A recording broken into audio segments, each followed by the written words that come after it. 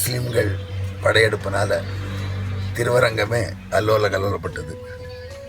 அப்போது திருவரங்கத்தில் சுவாமி வேதாந்த தேசிகன் எழுந்தருளியிருந்தார்.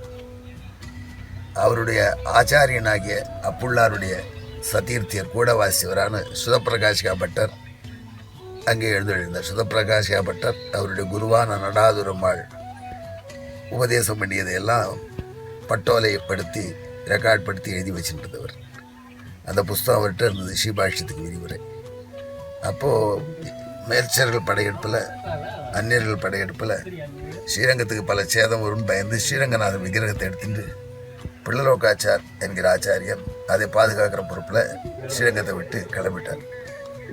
அதை வேதாந்த தேசிகனை பார்த்து, நீர் இளம் வயசுக்காரராக இருக்கு, நீர் வாழ வேண்டியது சம்பிரதாயத்தை ரொம்ப முக்கியம்னு சொல்லி சுதர்சனப்பட்டார். தன்னுடைய பிள்ளைகளையும் தன்னுடைய ஆச்சாரியிட்ட தான் கேட்டதை எழுதி வச்ச சுதப்பிரகாசிக என்கிற ஸ்ரீபாஷி உரிவை சுவடியும் கொடுத்து, இதையும் எடுத்துட்டு நீர் இந்த முஸ்லீம்கள் வரத்துக்கு முன்னாடி ஸ்ரீரங்கத்தை விட்டு கொஞ்சம் அடர்ந்த பிரதேசமான கர்நாடகாவுக்கு போயிட வேண்டியது அப்படின்னு அறிவுரை கொடுத்தார்.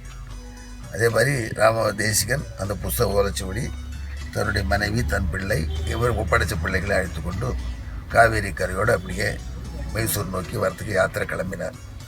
அதற்குள்ளேயே முஸ்லீம் படை வந்துடுத்து. அந்த படை வந்ததுனால பயந்து போன தேசிகன் ஒரு இடுகாட்டு வழியாக போய் அந்த இடுகாட்டில் பிணங்களுக்கு நடுவில் பெரிய குழியை தோண்டி இந்த சுவடியை வச்சுட்டு தான் தன் குழந்தைகள் எல்லாரையும் இறந்து போன மாதிரி படுத்துக்க சொல்லிட்டார்.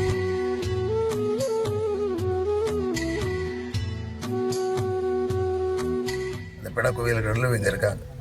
அப்போ முஸ்லீம்ஸ் பார்த்து ஏதோ இவரெல்லாம் மூச்சு இல்லாமல் இருக்கிறத பார்த்து போயிடுத்து இந்த கேஸு, இவங்கள்ட்ட ஒன்றும் இல்லைன்ட்டு போயிட்டாங்க.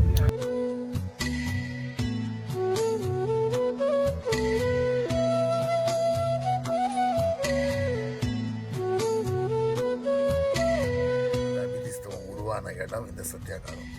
இங்கே தான் முதல்ல ராமானுஜருடைய ஸ்ரீபாஷ்யத்துக்கு விதிவியான சுதப்பிரகாஷியை வெளிக்கொண்டு வந்து கொடுத்தார் எம்பெருமானாருக்கு பிரியமான வேதாந்த தேசிகன். அவர் பல ஆண்டுகள் இங்கே வாழ்ந்தார். அப்புறம் தான் திருநார்மலை இருந்தார். அதில் இந்த இடம் பெரிய புனித க்ஷேத்திரமாயிடுச்சு.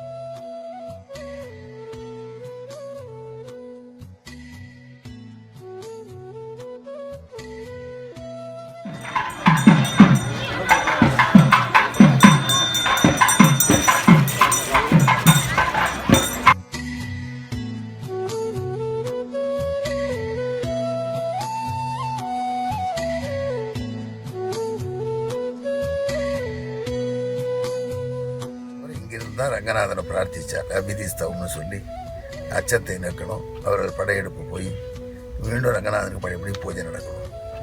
அது அவருடைய பிரார்த்தனை எழுதின ஸ்லோத்திரம் தான் அபிதிஸ்தவம்னு பேர். அந்த அபிதிஸ்தவம் உருவான இடம் இந்த சத்தியாகாலம். அது ஐப்பசி மாதம் காவேரியில் ஐப்பசி ஸ்ரவணத்தை ஒட்டி, மற்ற ஊரெல்லாம் புரட்டாசி ஸ்ரவணத்தில் அவருடைய பிறந்த திருவிழா நடக்குது. அதனால் எல்லாம் அங்கெல்லாம் போயிட்டு இங்கே நிம்மதியாக வரணும்னு அடுத்த ஐப்பசி ஸ்ரவணத்தில் இங்கே உற்சவம் வைக்கிறார். அந்த தீர்த்தவாரி அன்றைக்கி ஒரு ஞாயிற்றுக்கிழமையாக இருந்துச்சுன்னா நிறைய பேர் பெங்களூரில் மற்ற இடங்களில் வேலை செய்கிறவங்க வர முடியும். ஆனால் திருவோணம் எல்லாம் ஞாயிற்றுக்கிழமை வரும் கேரண்டி இல்லை. அதனால் என்ன பண்ணிட்டாங்க, அந்த திருவோணத்தை ஒட்டி வர இமீடியட் ஞாயிற்றுக்கிழமையில் இந்த தீர்த்தவாரி வைக்கிறது இந்த விழா பெரிய விழாவாக நடக்கிறது. அதில் எல்லோரும் கலந்து கொண்டு பாக்கியம்.